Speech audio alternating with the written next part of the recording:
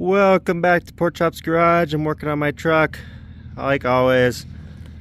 This time I'm doing the oil cooler gasket again, since it's not a Cummins if it doesn't leak. But it's been seeping since I put the new one in. I bought one off Rock Auto. Now I got a McBee, I think, whatever that brand is, from Power Driven Diesel, to replace that. Got the oil draining now. Just drained my new radiator I threw in I don't know, a month ago or so. And now I'm gonna work on getting all of these 10mm bolts around the whole thing out. Hopefully I can do it without taking the alternator off, because I'm lazy, even though it takes me like 2 minutes to take off. But yeah, get to work. If you guys haven't gotten one of these electric impacts yet, I don't know what you're doing. It took me longer than it should have to get one. I think it's my favorite tool now, so let's see what it can do.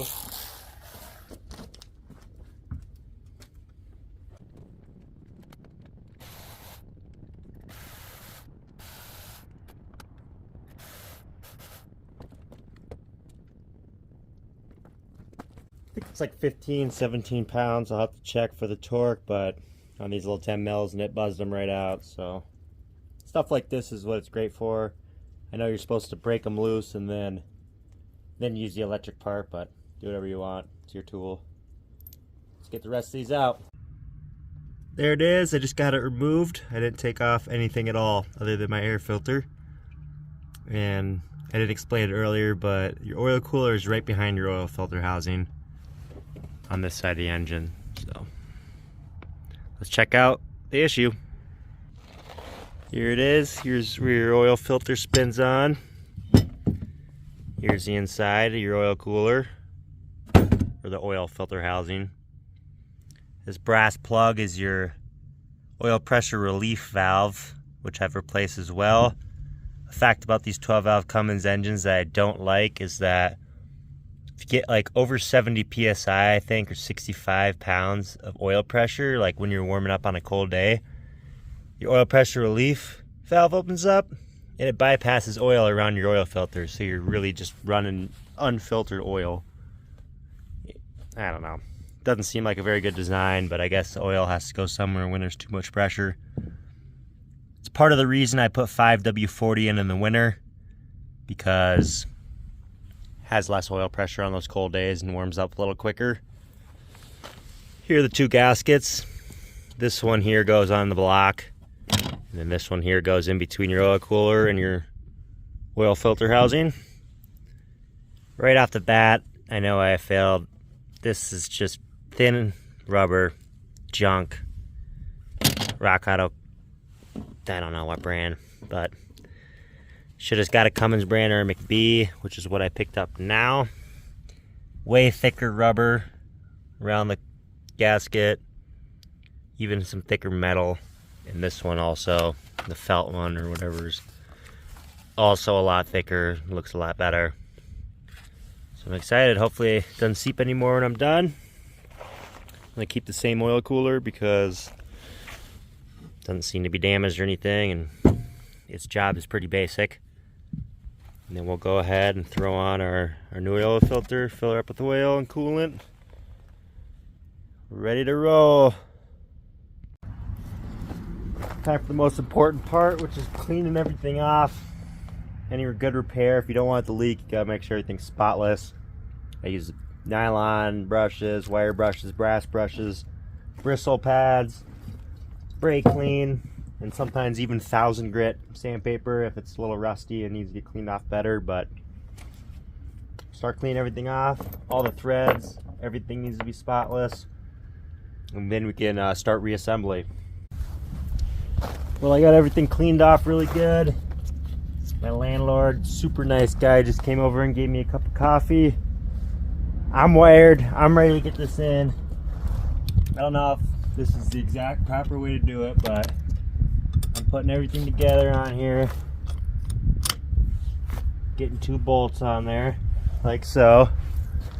So that everything's lined up when I throw it in. And I'll just put all 3 pieces, or I guess 4 pieces, oil cooler, first gasket, second gasket, and the oil filter housing all in there. Well, there is still some oil in there. Now I gotta clean everything again. As you can imagine, it is a pain to get everything lined up. Everything with two gaskets being sandwiched in between each other, and it's always fun trying to get them lined up. But got one on all the way through all of it on top and one all the way through on the bottom. So now we'll just carefully start assembling all the rest, and then we'll look up the torque specs and see if there's any certain pattern you're supposed to tighten them up, just to double check. Get everything tightened up, and we are done with that job finally. Cleaning it's always the longest part, but also the most important. Just take your time, don't force anything, and you'll get it done. It's back in, looked up the torque spec, it's 18 foot-pounds. Didn't see a sequence, but I usually probably do that middle one first and then work my way out, going a star pattern. But it's almost impossible to get a torque spec on there, so tight enough is going to have to be good enough for now. And if you guys aren't going to be using torque wrenches on stuff, I know a lot of people don't ever use them. Sometimes you can't use them. A little trick I have is use the smallest thing you got. So this little wrench here, I'm probably not going to be able to over tighten this that much. I'm going to snug them up with these as much as I can. If I use, the electric for sure, even a 3/8 or a 1/2 inch or something like that, I could probably crank these things down 50 foot-pounds, no problem, on accident. So, little tiny wrench will get the job done, and I'm sure they'll be tight, snugged up, and good.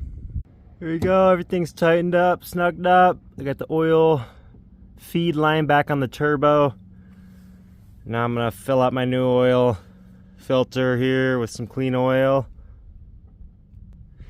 And since this is my winter oil change, I use Shell Rotella T6 5W40. It's going to be getting like negative 30 degrees here in a few months here in Montana. So you want something that flows better than that thick stuff, that 1540. Almost done. This is completely off topic as well, but I just picked up this Yukon Denali 2005. It's got a 6-liter LS in it. Let me know what I should do. Should I LS swap the Impala? Which I kind of want to do, but more I want to cab swap the Yukon Denali with an old rat rod truck cab. So I have an all-wheel drive LS rat rod. If you guys are wanting to see that video, comment below. What kind of cab should I put on it? What should I look for? Let me know. I'm really excited for that project, so we'll see what happens. Got that oil filter hand tight. That's all I ever do. Well, I got that all done. Cooling system filled up, oil change. All the air was burped out of the system. She's not leaking anymore. So that's a successful mission for me. Let me know what other videos you guys want, tips and tricks, maintenance. I know this wasn't a very good how-to video, kind of more like me just working on stuff, but if you want anything else, let me know. Thanks for watching the video. I just want to shout out and thank all 180 people who've subscribed to me already. I can't believe it. I got a lot more videos coming, and I'm trying my best at editing them. I know I need to get better, but comment on them and I'll respond. Whatever you want to say, let me know. Thanks, guys. Have a good one.